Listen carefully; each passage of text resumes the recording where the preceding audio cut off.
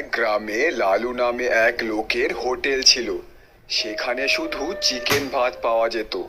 গ্রামে এই একটাই নন ভেজের হোটেল ছিল। সেই কারণে লালু তার মন মর্জি দামে চিকেন ভাত বিক্রি করত। দাদা, তাড়াতাড়ি আমায় এক প্লেট চিকেন ভাত দেবেন তো। দিচ্ছি, কিন্তু গরম গরম চিকেন ভাত এক প্লেট 150 টাকা। কি বলেন লালুদা? গতকালই তো 100 টাকায় খেলাম। গতকাল ছিল গতকাল, আজ বাজারে মুরগির দাম বেড়েছে, মশলার দাম বেড়েছে, তাই আমারও মেজাজ বেড়েছে। কিন্তু এত বেশি দাম নিলে গরিব মানুষ খাবে কি করে? গরিব মানুষ চিকেন খেতে আসে কেন? আলু ভর্তা খা গিয়ে। দোকানের কর্মচারী হেসে ওঠে। এইভাবে এইভাবে মানুষের কষ্টের সুযোগ নেওয়া ঠিক না বাবা। ওহে বুড়ো, বেশি জ্ঞান দিও না। এই বাজারে আমার বিরুদ্ধে কথা বলার সাহস কারো নেই। ঠিক তখনই হাতে কোদাল নিয়ে সুরেশ হোটেলের সামনে দিয়ে যাচ্ছিল। লালুদা, একটু কম দাম নিলেই তো মানুষ খুশি হয়। ওই যে এসেছে গ্রামের মহান সাধু। কিরে সুরেশ, তুই জমিতে চাষবাস করিস, আর তুই আমাকে ব্যবসা শেখাবি? আমি শুধু বললাম, মানুষের সাথে ভালো ব্যবহার করলে সম্মান পাওয়া যায়। সম্মান দিয়ে ভাত রান্না হয় না, টাকা লাগে, টাকা। আর শোন, এই বাজারে আমার কথাই শেষ কথা। এইদিকে এক যুবক সেই বাজারে আসে। ছেলেটা এই গ্রামে নতুন ছিল। বাজারটা তো বেশ জমজমাট, কিন্তু লোকটার অহংকার আকাশ ছুঁয়েছে মনে হচ্ছে। সে দোকানের সামনে গিয়ে দাঁড়ায়। এক প্লেট চিকেন ভাত দিন তো। 150 টাকা আগে দেন। খাবার খেয়ে টাকা পরে দিলে সমস্যা? এখানে লালুর নিয়ম চলে, আগে টাকা পরে খাবার। বিজয় পকেট থেকে টাকা বের করে দেয়। ঠিক আছে, তবে একটা কথা বলি, যে ব্যবসা শুধু ভয় দেখিয়ে চলে সেটা বেশি দিন টেকে না। চারপাশের মানুষ অবাক হয়ে তাকায়। তুমি নতুন এসেছো তাই বেশি কথা বলছো। এই বাজারে আমার সাথে লাগতে এলে মানুষ টিকতে পারে না। দেখা যাবে। লালু রাগে ফুঁসতে থাকে। লোভ আর অহংকারে অন্ধ হয়ে গিয়েছে লালু। কিন্তু সে জানতো না এই বাজারেই এমন একজনের আগমন হয়েছে যে তার অন্যায়ের সাম্রাজ্য কাঁপিয়ে দেবে। হে ভগবান, আমি কোথায় যাই, কি করি? আমার কাছে যা টাকা ছিল সব শেষ হয়ে গেছে। এখন 1 টাকাও নেই আমার কাছে। আর তার ওপর আমার খুব খিদে পাচ্ছে। 2 দিন হলো কিছু খাইনি। আমি কি করে জানবো যে আমায় একদিন এই দিনও দেখতে হবে? বিজয় হাঁটতে হাঁটতে গ্রামের ক্ষেতের পাশ দিয়ে যাচ্ছিল। পাশে জমিতে একটা ছেলে কাজ করছিল। দাদা, বলছি, আপনি আমায় কিছু খেতে দিতে পারেন? 2 দিন কিছু খাইনি, খুব খিদে পেয়েছে। আরে ভাই, তোমারে দেখে মনে হচ্ছে তুমি খুব ক্লান্ত। আসো আসো, পাশের গাছের নিচে বসি। তারপর দুজন পাশে গাছের নিচে বসে। কাজ করছিল যে সে ছিল সুরেশ। সুরেশ সরল মনের মানুষ ছিল।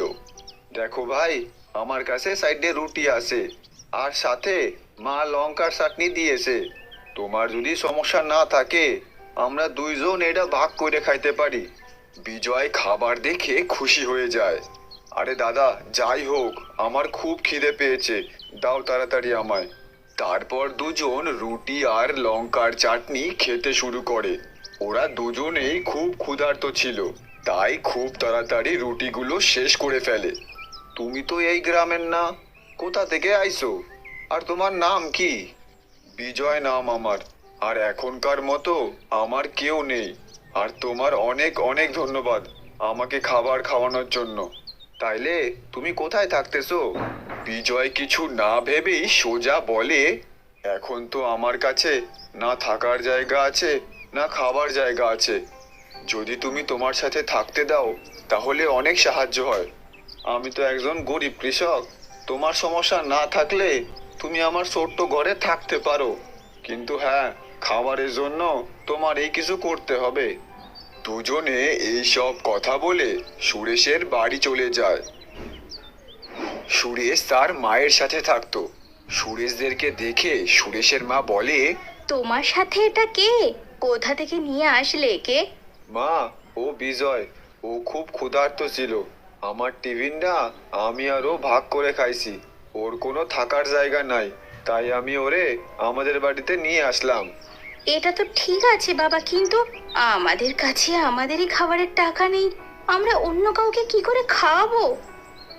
মা, একজন অতিথি আইছে, তার সামনে এরম বইল না।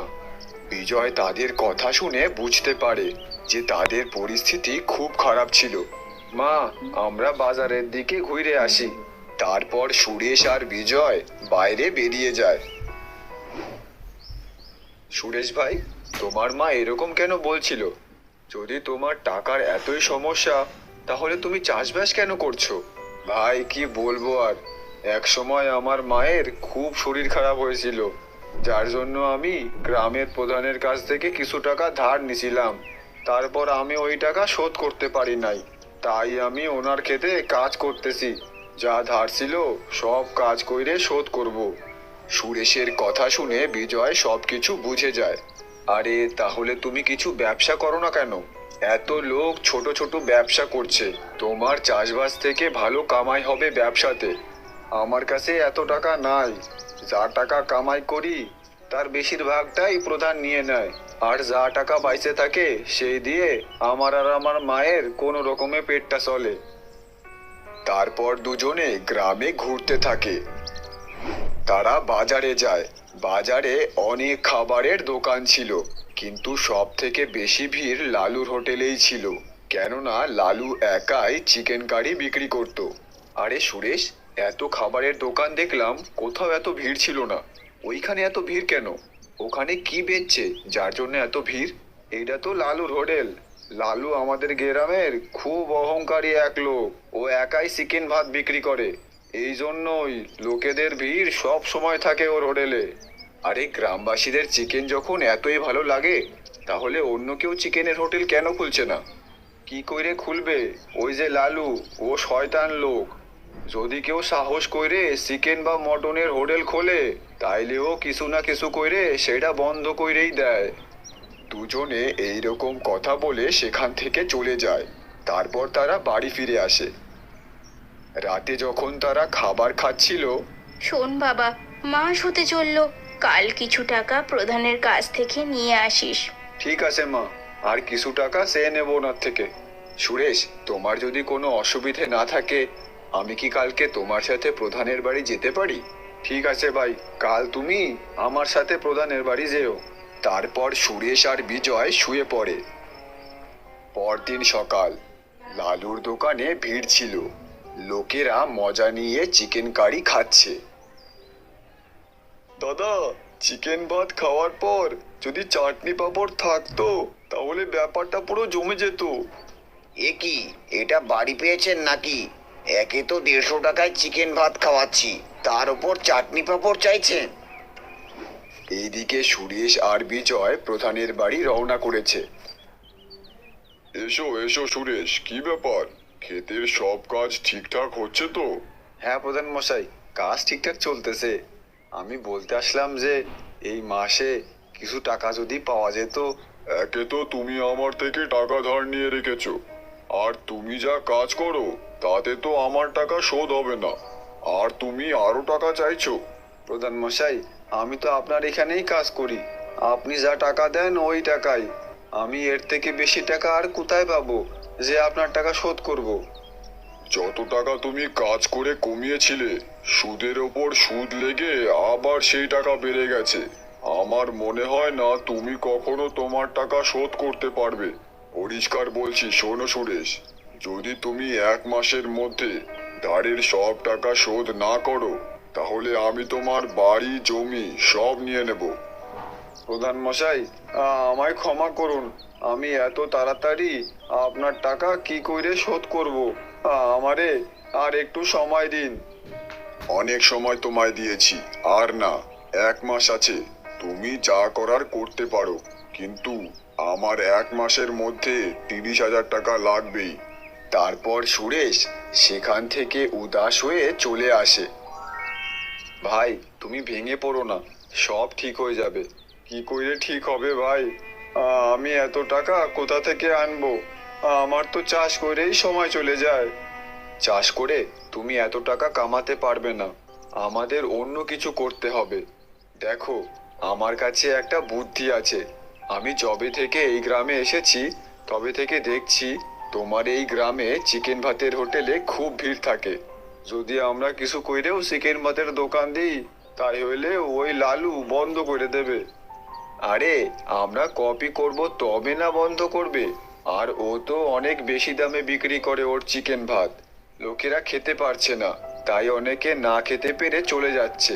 আর গ্রামে চিকেন কারির একটাই দোকান। কিন্তু তোমার মাথায় কি চলতেছে সেটা তাড়াতাড়ি বলো। চিকেন পরোটা, আমরা চিকেন পরোটার দোকান দেব। বাহ, এটা তো বেশ ভালো বুদ্ধি। চিকেন পরোটা, গ্রামবাসীরা এত চিকেন খায়, এখন যদি আমাদের দোকানও হয় তাহলে আমরাও ভালো কামাই করব আর তাড়াতাড়ি প্রধানের সব টাকা শোধ করতে পারবো। তাহলে এটাই পাক্কা হয়ে গেল, কাল থেকেই আমরা চিকেন পরোটা বিক্রি করব। আমাদের ঠেলা এই গ্রামে সব থেকে স্পেশাল ঠেলা হবে। কিন্তু ভাই, আমাদের কাছে এত টাকা কোথা থেকে আসবে? ঠেলা কিনতে হবে, রান্নার সব জিনিসপত্র কিনতে হবে, সেগুলো কোথা থেকে আসবে? চিন্তা করো না, আমার কাছে একটা সোনার আংটি আছে, এটা বেচে দিলেই সব জিনিস হয়ে যাবে। তারপর বিজয় তার সোনার আংটি বের করে সুরেশকে দেখায়। আরে, তোমার কাছে সোনার আংটি কোত্থেকে আসলো? দেখো ভাই, তুমি চিন্তা করো না, এটা আমারই। চলো এটা বিক্রি করে তারপর দোকানের সব জিনিস কিনে কাজ শুরু করি। দুই বন্ধুর চোখে এখন একটাই স্বপ্ন, তাদের ঠেলা আর প্রধানের সব টাকা শোধ করা। পরদিন সকালেই দুজনে মিলে চিকেন বানাতে শুরু করে। কিছুক্ষণেই তারা চিকেন রান্না করে ফেলে। তারপর তারা ঠেলা সাজিয়ে বাজারে ঠেলা নিয়ে চলে আসে। আসুন আসুন দাদা দিদি, আর খেয়ে যান গরম গরম চিকেন পরোটা। বিজয়ের ডাক আর চিকেনের কথা শুনে কিছু গ্রামবাসী সেখানে আসে। কি বলছো, চিকেনের সাথে পরোটা? বাহ! আরে গ্রামে তো একটাই চিকেন ভাতের হোটেল আছে, ও অনেক বেশি দাম নেয়। তোমরা বলো কত টাকা বেচছো এক প্লেট? দাদা, এক প্লেট 50 টাকা। আরে বাহ, 50 টাকা? তাহলে দাও আমাদের এক প্লেট করে। সুরেশ তাড়াতাড়ি প্লেট সাজিয়ে তাদের দিয়ে দেয়। লোকগুলো খেতে শুরু করে। আরে বাহ ভাই, চিকেনের তো খুব স্বাদ হয়েছে, পরোটা দিয়ে খেতে খুব ভালো লাগছে। সত্যি ভাই, খুব ভালো বানিয়েছো। তাদের কথা শুনে আশেপাশের লোকেরাও আসে। কিছুক্ষণেই তাদের ঠেলায় ভিড় লেগে যায়। দাদা, আমাকে 2 প্লেট দাও। সন্ধ্যা পর্যন্ত ঠেলা পুরো খালি হয়ে যায়। ভাবলাম আমি একটু খাবো, কিন্তু সবই তো শেষ হয়ে গেছে। আজ কামাই তো হলোই, কাল সকালে তুমি সবার আগে খেও, তারপর বেচবো। পরদিন সকালে বাজারে হইচই লেগেছিল, কিন্তু সব থেকে বেশি ভিড় সুরেশ আর বিজয়ের ঠেলার সামনে ছিল। সেখানে লোকেরা চিকেন পরোটার স্বাদ নিচ্ছিল, আর এই দেখে সামনে লালুর সহ্য হচ্ছিল না। কত ভালো আমার হোটেলটা চলছিল, ওরা আমার হোটেল চালাতে দেবে না, ওরা চিকেন পরোটার দোকান দিয়েছে। লালু রেগে সুরেশের ঠেলার দিকে যায়। কি জাদু করেছিস সেই চিকেন পরোটায় যে লোকেরা এত ভিড় লাগিয়ে খাচ্ছে? আমার চিকেন ভাত বাসি হয়ে গেল নাকি? ভালো আর পরিষ্কার বানানো খাবারেই আসল স্বাদ হয় লালুদা। আমাদের চিকেন পরোটায় কোনো জাদু নেই, তোমার চিকেন ভাতের থেকে 2 গুণ কম দামে বিক্রি করছি, মাত্র 50 টাকা। এই জন্যই লোক আসছে। তুমি লোভ কম করে তোমার চিকেন ভাতের দাম কমিয়ে দাও, দেখো লোকেরা আসবে। ওই, তুই খুব কথা বলছিস সুরেশ, ওই নতুন ছেলেটাকে বুঝিয়ে দে আমি কে। আর হ্যাঁ, খুব তাড়াতাড়ি তোদের এই ঠেলা এখান থেকে উঠাচ্ছি আমি। সৎভাবে কিছু না করো, কিন্তু অন্তত কারো ক্ষতি তো করো না। লালু রেগে নিজের দোকানে চলে যায়। দেখ ভাই, আমি বলছিলাম না, এই লালুদা আমাদের দোকান চালাইতেই দেবে না। ও খুব লোভী লোক, নিজের দোকান ছাড়া আর কাউরে চালাইতে দেয় না। আরে ভাই, তুই চিন্তা করিস না, আমি আছি তো। 2-3 দিনেই অনেক টাকা জমা হয়ে গেছে। আমরা প্রধানের ধারের টাকা সব শোধ করে দেব, তারপর দেখব ওই লালু কি করে। এখন থেকে রোজ সুরেশের ঠেলায় বড় লাইন লাগতো। তার দোকানের চিকেন পরোটার নাম দিন দিন ছড়িয়েই যাচ্ছিল। আর সকাল থেকে সন্ধে হতেই ওদের পরোটা বিক্রি হয়েই যেত। বাহ ভাই বাহ, যে তোমার চিকেন পরোটা একবার খাবে দ্বিতীয়বার না এসে থাকতে পারবে না। তোমাদের চিকেন পরোটায় এত স্বাদ কি করে?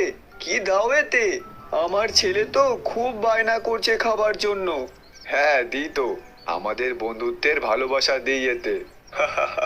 দাদা, আপনার ছেলের জন্য এক প্লেট চিকেন পরোটা আমাদের তরফ থেকে একদম ফ্রি। আপনারা খুব ভালো, আপনাদের অনেক ধন্যবাদ দাদা। তারপর সুরেশ ওই লোকটাকে চিকেন পরোটার প্যাকেট করে দিয়ে দেয়। এভাবেই কিছুদিন পর ওদের ভালো টাকা জমা হয়েছিল। শোন ভাই, টাকা ভালো জমেছে। এখন আমরা গিয়ে প্রধানের সব টাকা শোধ করে দেব। ঠিক বলছিস, চল যাই, প্রধানের সব টাকা দিয়ে দেব। অনেক কথা বলছিল আমারে, আমি এত তাড়াতাড়ি ওনারে টাকা দিয়ে দেব, উনি তো অবাক হয়ে যাবে। তারপর দুজনে বেরিয়ে পড়ে প্রধানের বাড়ির উদ্দেশ্যে।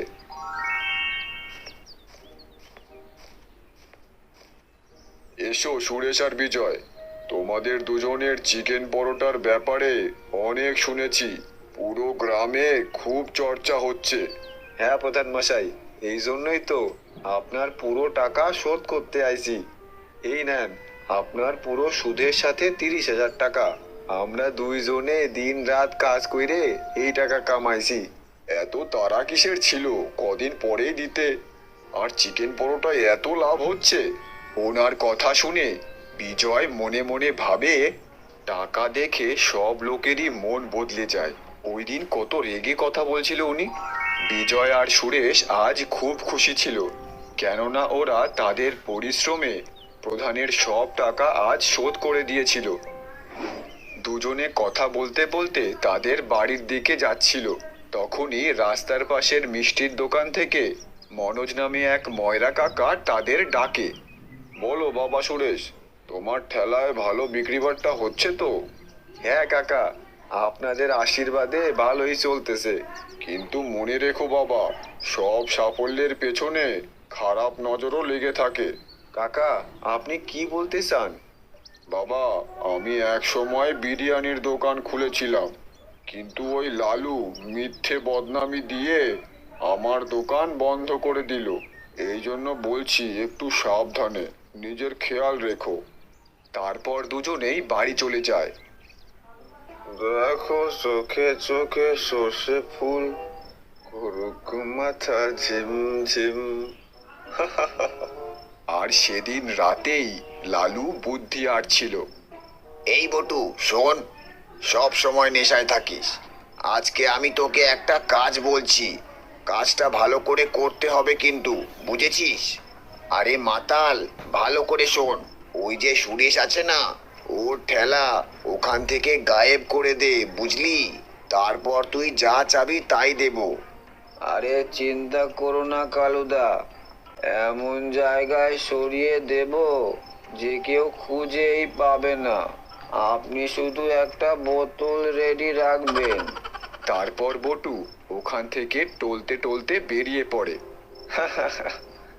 আজকে তো বোতলের জোগাড় হয়ে গেল। এই তো, এই তো ঠেলাটা। সেখানে গিয়ে বটু ঠেলা ধাক্কা দিতে শুরু করে। ঠেলাটা চেন দিয়ে তালা মারা ছিল, তাই ঠেলাটা সরছিল না। আজ এই ঠেলাটা এত দূরে ফেলে আসবো যে কালুদা আমায় রোজ একটা করে বোতল দেবে। পরদিন বটু লালুর দোকানের সামনে ঘুমিয়েছিল। আরে বটু, তুই রাত থেকে এখানেই আছিস নাকি? একটা কাজ বলেছি, সেটাও ঠিক করে হলো না। হ্যাঁ আরে কালুদা, কি বলছো? ওই সুরেশের ঠেলা তো অনেক দূরে রেখে এসেছি কাল রাতে। আরে মাতাল, ওই দেখ দেখ, ওটা সামনে কার ঠেলা। এইদিকে সুরেশ আর বিজয়ের ঠেলায় খুব ভিড় ছিল। আরে ঠেলা এইখানে কি করে আসলো? আরে আমি সত্যি বলছি সুরেশ দা, আমি তো এইটা অনেক দূর ধাক্কা দিয়ে নিয়ে গেছিলাম। ভুলটা আমারই, যে একটা মাতালকে কাজ দিয়েছি। যা, পালা এখান থেকে। একদিন রাতে বাজারের সব দোকান যখন বন্ধ হয়ে গেছে তখন লালু অপেক্ষায় ছিল বাজার ফাঁকা হওয়ার। তোর চিকেন পরোটার এত নাম, আমি থাকতে সেটা কি করে থাকতে দিই? ওই নাম আমি মাটিতে মিলিয়ে ছাড়বো। লালু এই দিক ওই দিক দেখে কেউ আছে নাকি। বাজার খালি দেখে সে লুকিয়ে সুরেশের ঠেলার দিকে যায়।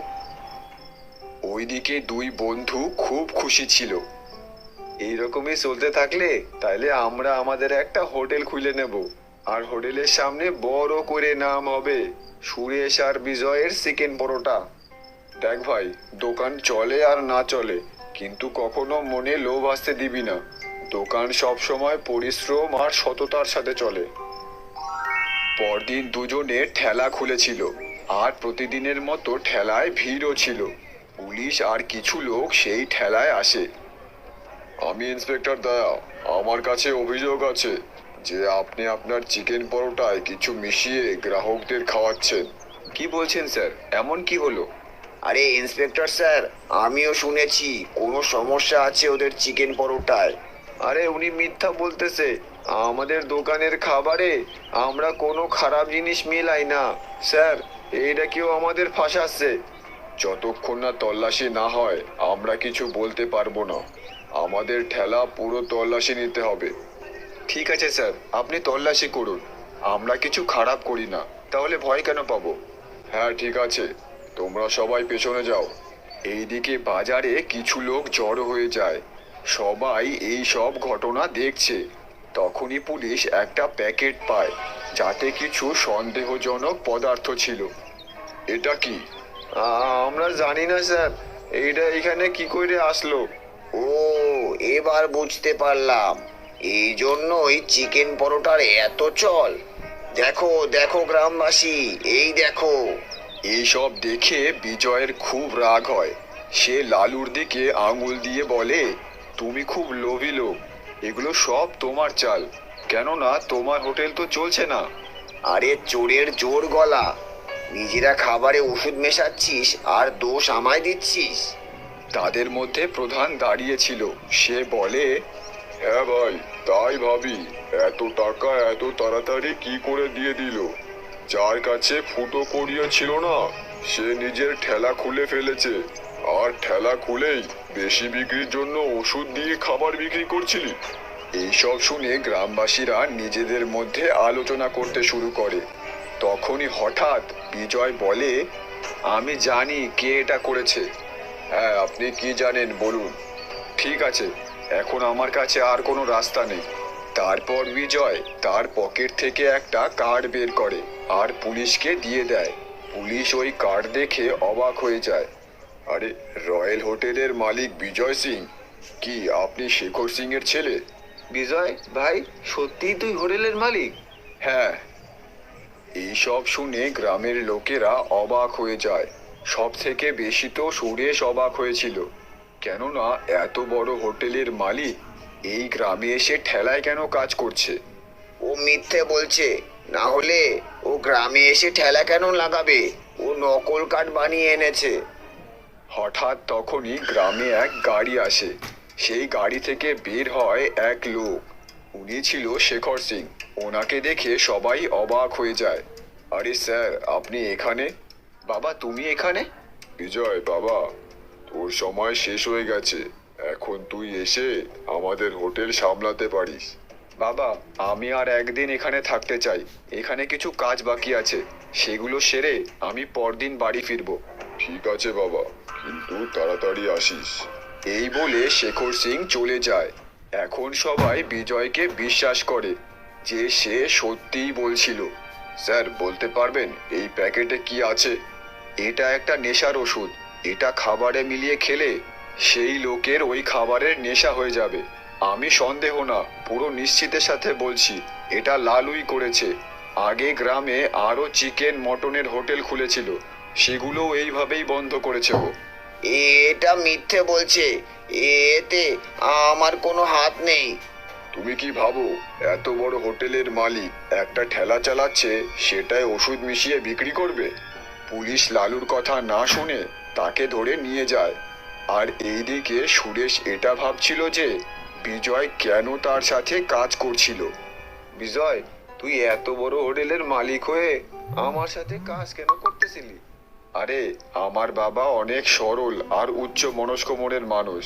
ওনার মনে হয়েছে আমি যদি হোটেলের মালিক হয়ে যাই, হোটেল আমি চালাতে পারবো না। এই জন্যই উনি আমার 1 মাসের পরীক্ষা নিল। এখন তুই চিন্তা করিস না, আমি তোর জন্য একটা হোটেল খুলেই এই গ্রাম থেকে যাব। এই জন্যই আমি এখনো আছি।